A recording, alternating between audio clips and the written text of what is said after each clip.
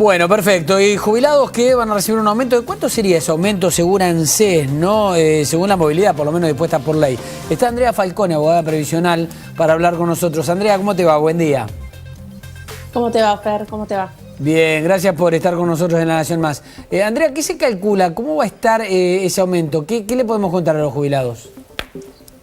Bueno, el aumento se estima que va a estar superando un poquito el 15%. Es una buena noticia en el sentido que van recuperando un poco más el poder adquisitivo, pero está claro que este número, que es una fórmula que también guarda relación con la variación de salarios, está subiendo porque está subiendo la inflación. Así que sigue siempre latente este problema de frenar la inflación porque, sobre todo cuando mes a mes va subiendo de esta forma, genera una pérdida de oportunidad grande para los jubilados en haberes que ya son muy magros. Andrea, ¿cada cuánto se calcula la movilidad? Recordame.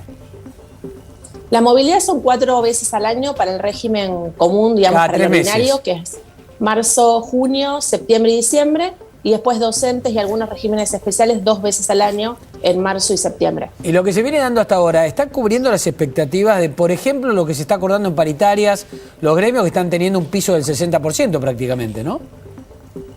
Bueno, en realidad si vemos, por ejemplo, comercio cerró prácticamente aumentos mensuales de entre el 6 y el 10%.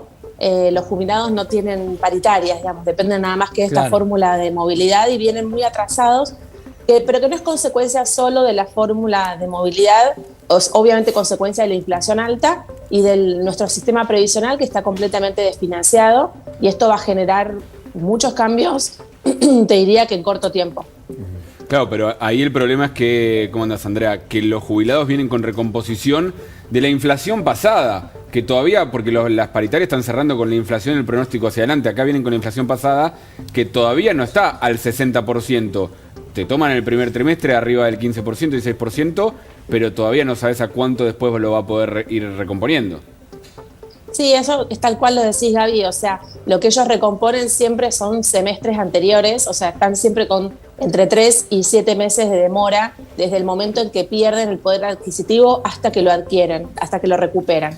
El tema de los bonos ayuda, aunque no hay previsibilidad, uno no sabe cuánto va a cobrar, de cuánto va a ser. Fijemos, ahora tuvimos 2 bonos muy seguiditos, muy distintos en Concepción, y eso ha ayudado mucho a las mínimas. La realidad es que los haberes más altos han perdido por 4º año consecutivo. Entonces, esto es algo que no tenemos que dejar de mirar, porque sobre todo en la Argentina, el haber alto lo tienen pocas personas, pero son personas que han aportado al sistema previsional durante muchos años. Y entonces, Sí. No, hablando me quedé con lo de los bonos, porque hubo bono en la ANSES también, ¿no? Hubo un bono en la ANSES para los empleados de 20.000 pesos. Yo estoy viendo por primera vez sueldos de empleados estatales bajos, por eso hay un éxodo también de empleados estatales hacia el mercado laboral, pero digamos, a los empleados de ANSES se les pide muchísimo. Se les pide muchísimo. Cada vez que se lanza un bono, un IFE, una moratoria, una jubilación anticipada, la gente va masivamente al ANSES. Y la verdad es que no siempre trabajan en las condiciones que necesitan, los han hecho trabajar de tarde, los fines de semana. Realmente no sé cómo van a enfrentar la próxima ampliación de la moratoria que pretende jubilar 1 millón de personas en un año. Andrea, respecto de el último porcentaje de movilidad, el cálculo hace que quede por debajo de la inflación, finalmente termina pasando eso. Ahora, para adelante, ¿hay forma de modificar, se ajusta de alguna otra manera que finalmente al final del camino, equipare la inflación o no? No, no hay ninguna válvula de ajuste al final del año para decir, bueno, la inflación fue más alta, subimos un poco el aumento. Más bien la válvula es opuesta. Si a ANSES no le fue muy bien recaudando, hay un recorte en los últimos aumentos, con lo cual no hay ninguna fórmula que diga, bueno, vamos a poner como piso la inflación. Eso no está previsto. No hay lo que llamábamos antes cláusula gatillo, por decirlo de alguna manera. Hay. Los jubilados no tienen, no. Y siempre terminan perdiendo, ¿no? ¿Cuánto perdieron en los últimos años? ¿Lo tenés calculado eso? Muchísimo. Hay una consultora que hizo un trabajo muy interesante que estimaba 6 haberes de los últimos 4 años, como si en vez de cobrar 4 años hubiesen cobrado 3 años y medio. Yo creo que lo que estamos viendo también es prestaciones cada vez más bajas, y eso también es esto que te mencionaba, Fer, consecuencia de la situación desfinanciada del sistema, que es un desafío que tienen todos los países del mundo, que lo están mirando con una lupa, ¿no?, ante la inversión de la pirámide demográfica, pero acá en Argentina es muy marcado por la alta tasa de informalidad laboral e impositiva.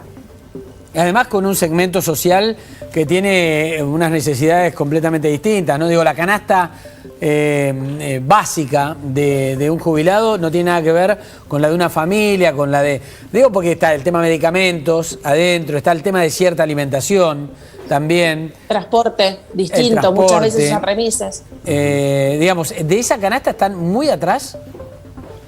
Y una canasta básica del jubilado en la Ciudad de Buenos Aires, si tienen que alquilar, es de casi 3 haberes mínimos. O sea que sí, la verdad que están bastante lejos. Lo que pasa es que la situación es muy compleja y yo estoy muy a favor de las moratorias provisionales como parche, pero seguir incluyendo personas en el sistema que seguramente trabajaron, porque gran parte de las personas que usan moratoria trabajaron, esto es algo que nunca se menciona, trabajaron en negro, trabajaron en empresas que no le hicieron los aportes. Claro. Entonces son parches, pero a mí me preocupa el no estar haciendo nada de fondo, porque eso va a hacer que el sistema no sea sustentable y que ninguno de los que están en esa mesa hoy ni yo nos podamos jubilar. Andrea, contanos una cosa, a ver, porque seguramente muchos jubilados están escuchando, ¿no? Están diciendo, sí, esto es lo que efectivamente me está pasando a mí. Hoy el jubilado termina siempre dependiendo de la ayuda que puede recibir de un hijo, de un sobrino, incluso de un vecino, y si no, entra en estado de desesperación prácticamente, ¿no? La situación es desesperante. Yo te digo que tenemos mensajes de gente en situación muy compleja. Tenemos situación de vecinos que cocinan un poquito más los que tienen e invitan a otros vecinos a comer. La situación es muy compleja, pero a veces nosotros hablamos de noticias, hablamos de índices, hablamos de porcentajes, pero basta pensar vivir con 32.000 pesos y eso te da, digamos, una pauta muy clara que no llegan a alimentarse como corresponde. Y la alimentación a esta edad, a toda edad, pero a esta edad sobre todo, es muy importante para conservar la salud. Hay un tema que a mí siempre me preocupa mucho. Digo, cuando vos decís, por ejemplo, necesitan 3 salarios mínimos y 3 salarios mínimos para alcanzar esa canasta básica, efectivamente la inmensa mayoría está cobrando el haber mínimo. Más de la mitad, si no me equivoco, corregime, cobra el haber mínimo. Es decir, tenés cada vez más jubilados que se conforman solamente con la mínima. Sí, Gaby, hay un dato que es re interesante. El haber máximo son aproximadamente 230.000 pesos. Sí. El mínimo son 32.000. Perfecto. La media, la jubilación media son 49. Claro, la pirámide es muy ancha. La jubilación media está muy por debajo de la canasta básica. Y esto, repito, es una consecuencia no solo de la inflación, sino de la situación de financiación del sistema. Porque la cantidad de plata es determinada. Entonces yo la tengo que repartir cada vez entre más personas y cada vez tengo menos aportantes activos, no solo en blanco, sino tengo muchos en el monotributo, que el aporte es muy bajo. Claro, es la misma plata para redistribuir en la cantidad de gente que hay, ¿no? Vos lo estás diciendo y describiendo bien. Ahora, la redistribución no siempre es justa, digo, y esto lo digo yo. La vicepresidenta cobra, ¿cuánto cobra la vicepresidenta sumado todos los haberes? ¿1,5 millones? Más o menos. No, está cerca de... No, el doble. Más, ¿El doble? ¿3 millones? Arriba de 3 me parece, sí. Entre lo que cobra de retroactivo también. Me perdí. 3 millones cobra, ¿no? Entre todas las jubilaciones. Bueno. Y el mínimo, recordémoslo, es de 32.000. 32.000. Bien. Nada, como para dejar el dato, ¿no? Pero bueno. Gracias, Andrea. Gracias por el contacto, por la comunicación. A ustedes, un abrazo.